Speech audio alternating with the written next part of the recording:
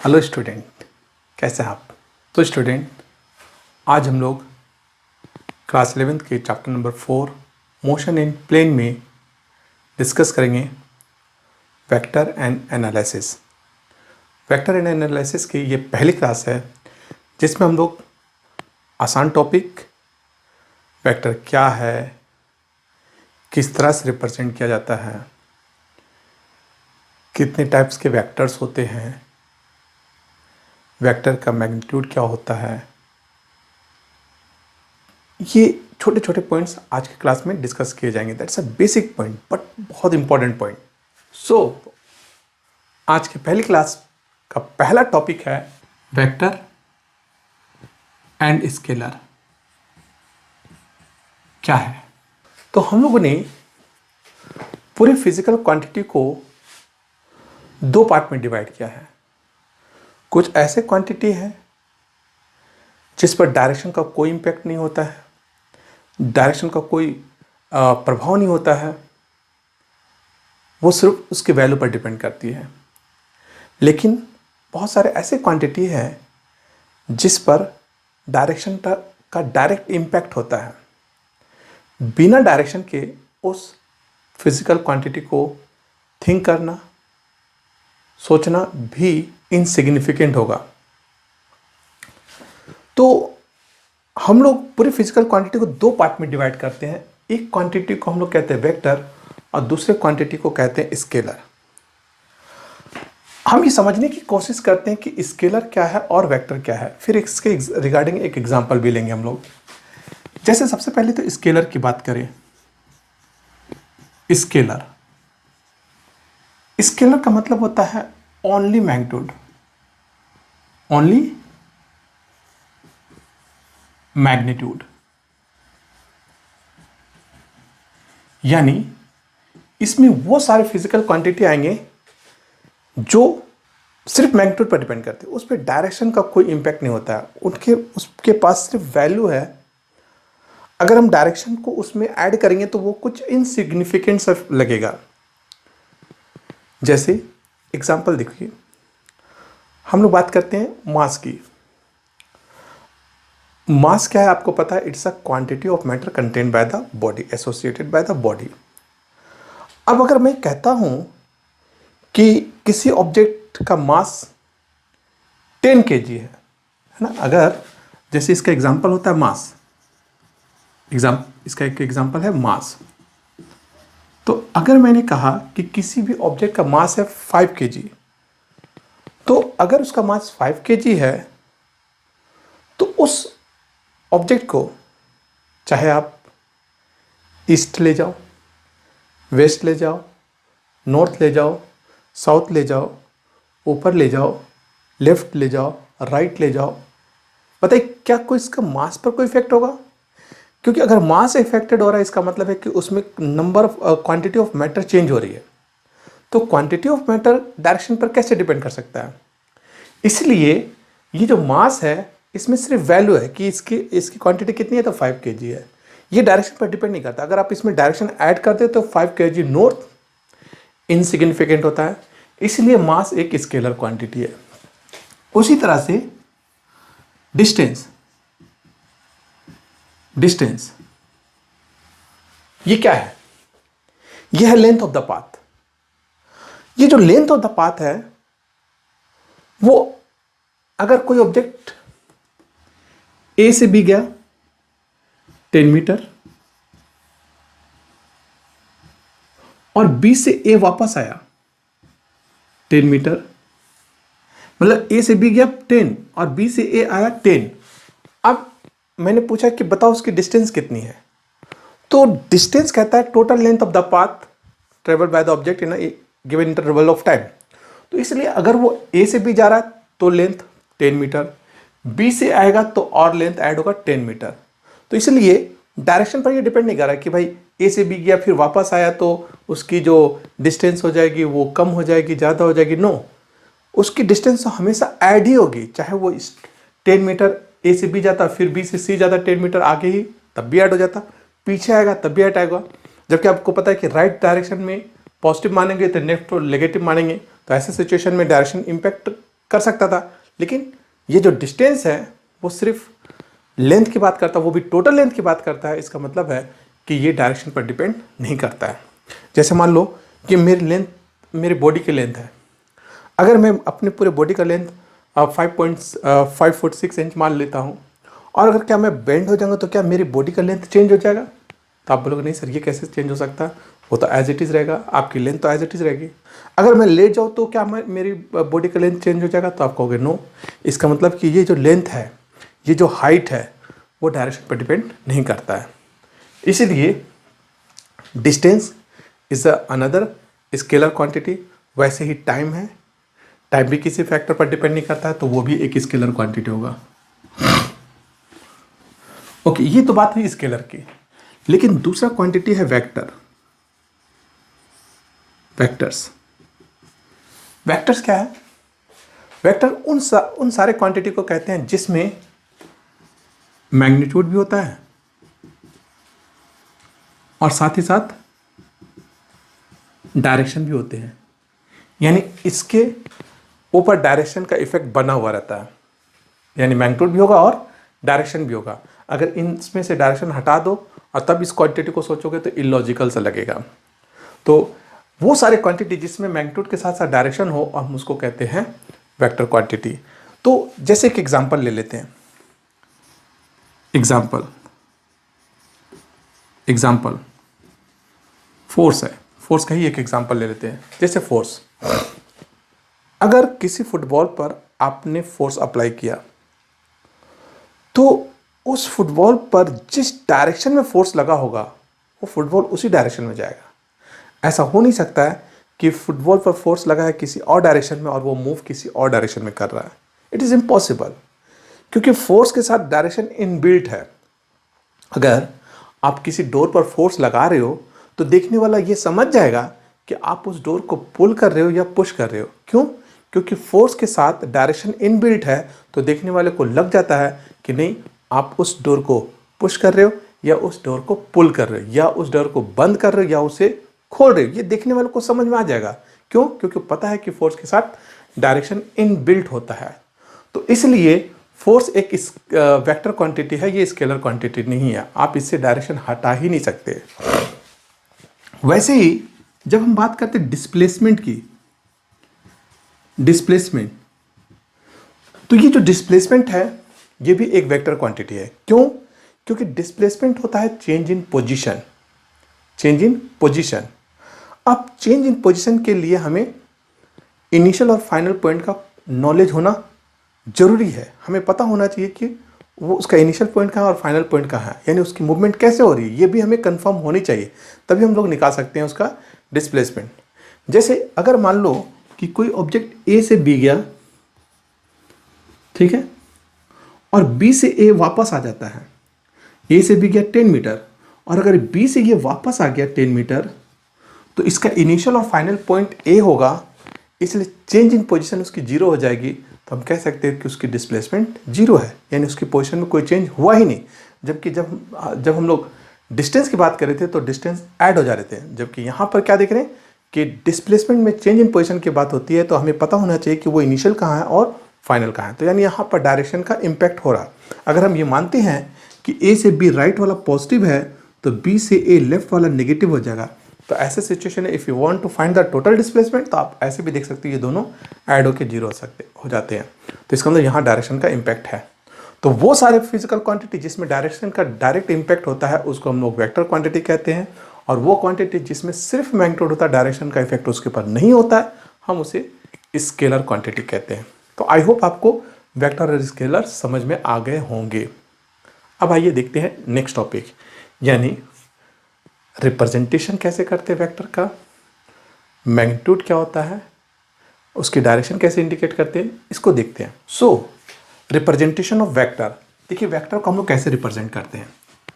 किसी वेक्टर को रिप्रेजेंट करने के लिए उसे एक स्ट्रेट लाइन के थ्रू रिप्रेजेंट किया जाता है with an arrowhead. With an arrowhead, एक लाइन के थ्रू विद एन एरोहेड, ठीक है। तो यहां पर जो length of the straight line होती है, लेंथ ऑफ स्ट्रेट लाइन, ये बताता है magnitude of the vector, magnitude of vector, यानी ये वेक्टर का मैग्नीट्यूड बताता है, लेंथ। और जो एरो हेड है, arrow head that is this sign, ये बताता है direction of the vector, direction of vector. तो ये ध्यान में हमेशा रखेंगे कि जो वेक्टर होती है वो हमेशा एक स्ट्रेट लाइन के थ्रू रिप्रेजेंट की जाती है विद एन एरो हेड, जहाँ इसकी लेंथ होगी वो मैग्नीट्यूड की बात करेगा, और जो डायरेक्शन होगा वो एरो हेड के थ्रू रिप्रेजेंट किया जाएगा की जाएगी। तो अगर कहीं पर दो वेक्टर दिया हुआ है जिसमें एक का लेंथ ज़्यादा और दूसरे का लेंथ कम है, तो समझ जाना कि जिसकी लेंथ ज़्यादा है उसका मैग्नीट्यूड ज़्यादा है, और जिसकी लेंथ कम है उसकी मैग्नीट्यूड कम है। तो ये रिप्रेजेंटेशन हुआ। उसका सिंबल क्या होगा, सिंबल, तो सिंबल जो वेक्टर का होता है, मान लो कोई फिजिकल क्वांटिटी ए है, तो उसके ऊपर ये जो साइन होता है, ये जो साइन आप इंडिकेट करते हैं एरो हेड वाला, ये वेक्टर के लिए ये वेक्टर को रिप्रेजेंट करता है। यानी किसी फिजिकल क्वांटिटी का के ऊपर अगर ये साइन इंडिकेट कर दे रहे हो, दिखा दे रहे हो, तो वो एक वेक्टर क्वांटिटी हो गया। इसलिए आप यहाँ पर ऐसे भी लिख सकते हो, जैसे फोर्स है तो फोर्स के ऊपर आप ये साइन शो कर सकते हो। जैसे फोर्स है तो फोर्स को एफ लिखो सिंबल, उसके पास एरो हेड लगा दो तो पता चल जाए कि force is a vector quantity. तो ये रिप्रेजेंटेशन और ये सिंबल हो गए, ठीक है। उसी तरह से मैग्नीट्यूड ऑफ द वेक्टर कैसे रिप्रेजेंट करेंगे, मैग्नीट्यूड। तो मैग्नीट्यूड ऑफ द वेक्टर को अगर रिप्रेजेंट करना होगा, यानी डायरेक्शन को हटाना, मैग्नीट्यूड का मतलब है डायरेक्शन को हटा देना, तो डायरेक्शन हटा करके देखना। तो इसके लिए या तो आप ये जो वेक्टर है उसको एक मोड के थ्रू रिप्रेजेंट कीजिए, या आप ऐसा कर सकते हो कि जो वेक्टर के ऊपर में एरो का साइन, वेक्टर का जो सिंबल था उसको हटा दीजिए आप, तो ये भी मैग्नीट्यूड को रिप्रेजेंट करता है। तो या तो ये मेथड होता है या तो ये सिंबल होता है, ठीक है। तो या तो ये सिंबल या तो ये सिंबल, जिसके थ्रू हम लोग किसी भी वेक्टर के मैग्नीट्यूड को रिप्रेजेंट करेंगे, ठीक है। ओके, अब हम लोग देखेंगे types of vector. Types of vector, types of vector में हम लोग पहला लेंगे इक्वल वेक्टर्स,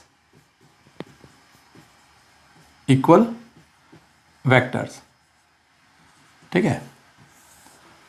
तो इक्वल वेक्टर का मतलब क्या है, अगर आप कहते हो कि ये ए है एंड बी है, वो are equal vector, are equal vector, तो ये तभी इक्वल होगा जब फर्स्ट ए का जो मैग्नीट्यूड होगा वही मैग्नीट्यूड बी का भी होगा, ठीक है।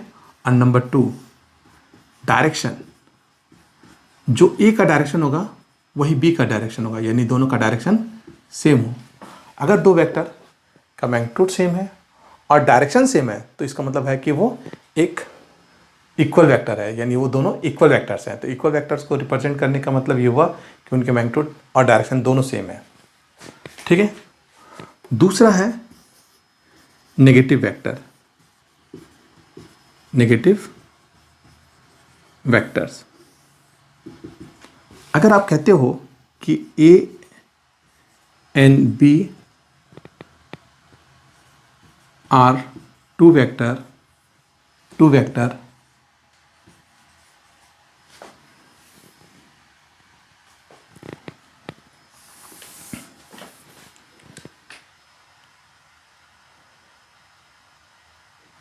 Now second type is negative vector.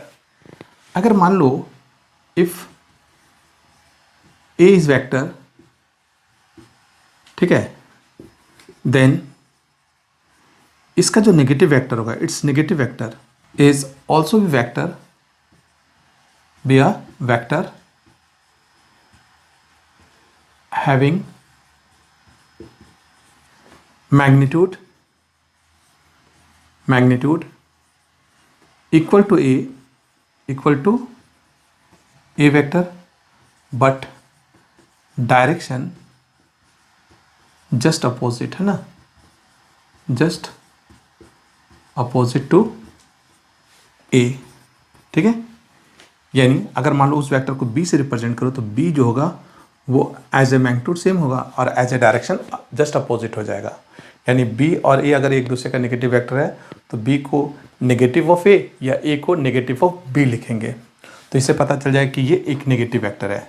तो नेगेटिव वेक्टर में क्या होता है कि मैग्नीट्यूड सेम होता है, मैग्नीट्यूड सेम, बट जो दैट इज ए का मैग्नीट्यूड जो होगा वही बी का मैग्नीट्यूड होगा, बट जो डायरेक्शन होगा अपोजिट होगा।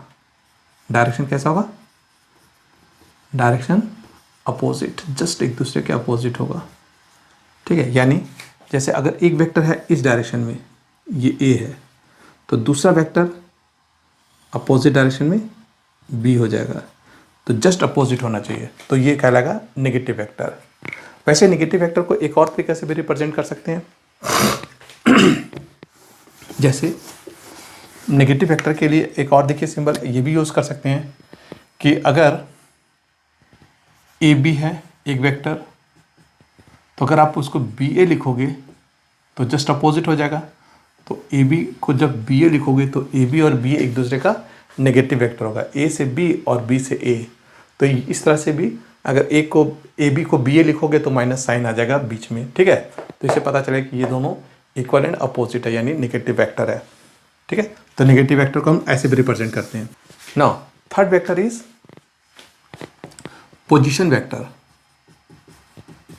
पोजीशन वेक्टर ये क्या होता है?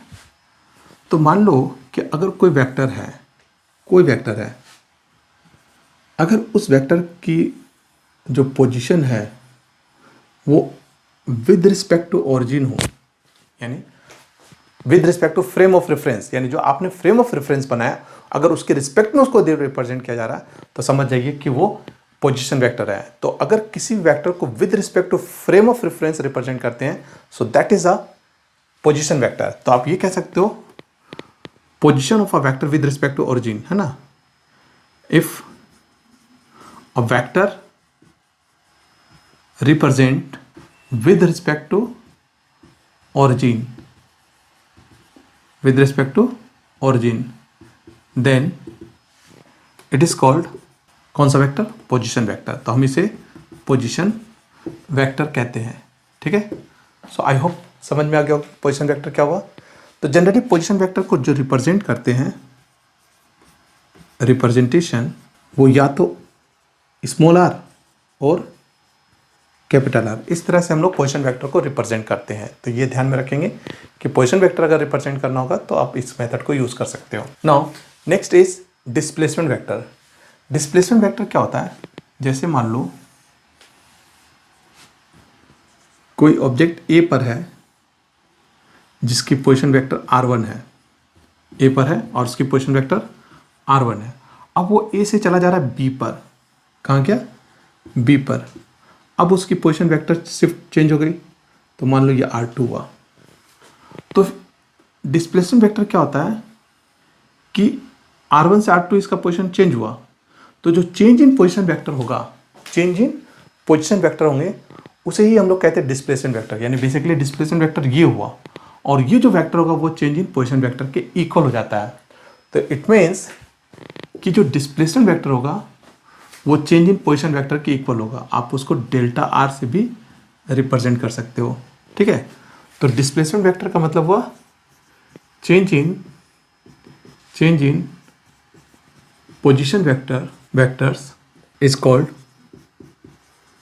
Displacement vector. तो जब भी आपको डिस्प्लेसमेंट वेक्टर निकालना हो, डिस्प्लेसमेंट वेक्टर, तो आप क्या करो, जो दो पोजीशन वेक्टर दी हुई है उनका चेंज निकालो, यानी final position minus initial position. तो that is a delta R, है ना, डेल्टा आर। तो डेल्टा आर या R21 लिख दो। R21 का मतलब है कि फाइनल पॉइंट बी है 2 है और इनिशियल पॉइंट 1 है। तो इससे आप निकालोगे कैसे? तो इसको लिखेंगे R2 minus R1। So displacement vector जब भी निकालोगे तो चेंज इन पोजीशन वेक्टर। अगर आप डिस्प्लेसमेंट वेक्टर R को आप ऐसे लिख रहे हो R12, इसका मतलब फाइनल 1 है और इनिशियल 2 है, तो आप इसको R1 माइनस R2 ऐसे लिख सकते हो। So this becomes a displacement vector.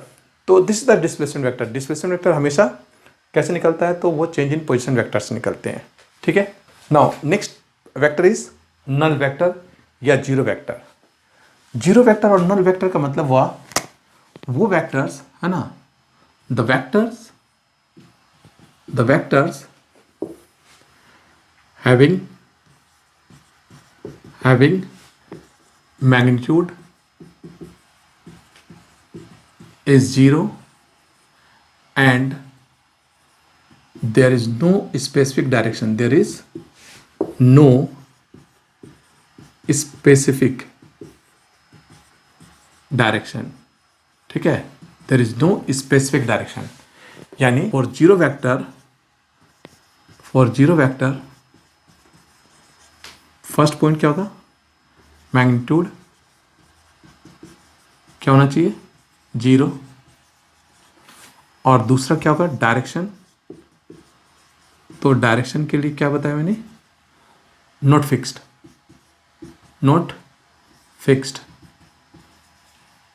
ठीक है, इसका डायरेक्शन फिक्स नहीं होता, दैट इज आर्बिट्रेरी डायरेक्शन होते हैं. ठीक है, arbitrary direction, not fix. Clear है. तो ये जीरो वेक्टर होंगे. इसका जो सिंबल होता है, सिंबल, इसको आप 0 लिखो और इसके ऊपर ऐसा साइन दे दो, वेक्टर का साइन, तो ये हो जाएगा जीरो वेक्टर. ठीक है, अब आते हैं इसके एग्जाम्पल. देखिए, क्योंकि जीरो वेक्टर समझ में तो आते हैं लेकिन उसको एग्जाम्पल के थ्रू और आसानी से समझा जा सकता है. तो देखिए एग्जाम्पल,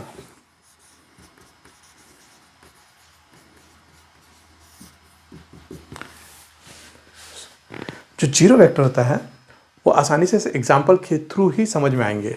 जैसे एग्जाम्पल देखिए, अगर कोई ऑब्जेक्ट रेस्ट में है, if object is at rest, ठीक है, तो बताइए डिस्प्लेसमेंट वेक्टर क्या होगा,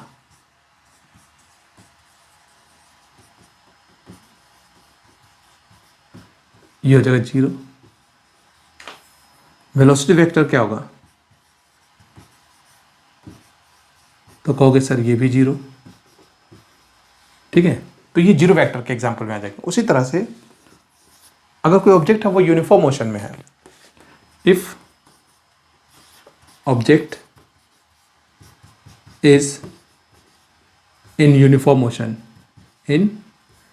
इज इन यूनिफॉर्म मोशन, अगर कोई ऑब्जेक्ट यूनिफॉर्म मोशन में है तो बताइए उसका एक्सेलरेशन क्या होगा, एक्सेलरेशन, देयरफॉर एक्सेलरेशन क्या हो जाएगा, क्या ये 0 नहीं हो जाएगा, तो ये हो जाएगा 0. अगर कोई ऑब्जेक्ट यूनिफॉर्म एक्सेलरेशन से यूनिफॉर्म मोशन में है तो ऑब्वियस है तो उसका एक्सेलरेशन वेक्टर 0 हो जाएगा. तो ये था हमारा जीरो वेक्टर का एग्जांपल. तो ऐसे ही और भी बहुत सारे एग्जांपल होते हैं. जैसे रिजल्टेंट फोर्स किसी ऑब्जेक्ट पर लग रहे हैं, अगर उसकी वैल्यू 0 है तो इसका मतलब है कि फोर्सेस तो लग रहे हैं लेकिन उसका रिजल्टेंट वेक्टर वो जीरो वेक्टर हो जा रहा है, क्योंकि ऑब्जेक्ट पर कोई इफेक्ट नहीं आ रहे हैं. ठीक है, तो ये जीरो वेक्टर है. अब है कि इस जीरो वेक्टर की कुछ कैरेक्टरिस्टिक होते हैं. तो आइए देखते हैं characteristic of zero vector. Number 1, अगर कोई वेक्टर है उसमें आप जीरो वेक्टर ऐड कर दो तो ये वेक्टर अनचेंज्ड होगा. उसी तरह अगर कोई वेक्टर है उसमें आप जीरो वेक्टर माइनस करो तब भी ये वेक्टर अनचेंज्ड होगा. लेकिन अगर कोई वेक्टर है उसको जीरो वेक्टर से मल्टीप्लाई कर दो, ठीक है, तो ये रिजल्ट 0 आ जाएगा. ठीक है, तो इस तरह से ये प्रॉपर्टी, अगर पेपर में आपको प्रॉपर्टी लिखने आता है तो आप सिर्फ इस तरह से इसको एक्सप्लेन कर दें. ठीक है, so this the characteristic of zero vector. तो इस तरह से हम लोगों ने आज डिस्कस किया वेक्टर क्या है, उसके टाइप्स क्या है, रिप्रेजेंटेशन कहते हैं कैसे होती है, मैग्नीट्यूड कैसे इंडिकेट करते हैं, ये सारे छोटे छोटे बेसिक्स पॉइंट्स डिस्कस किए. तो आई होप आपको आज का लेक्चर समझ में आ गया होगा. मिलते हैं नेक्स्ट क्लास में नेक्स्ट लेक्चर के साथ. Thank you.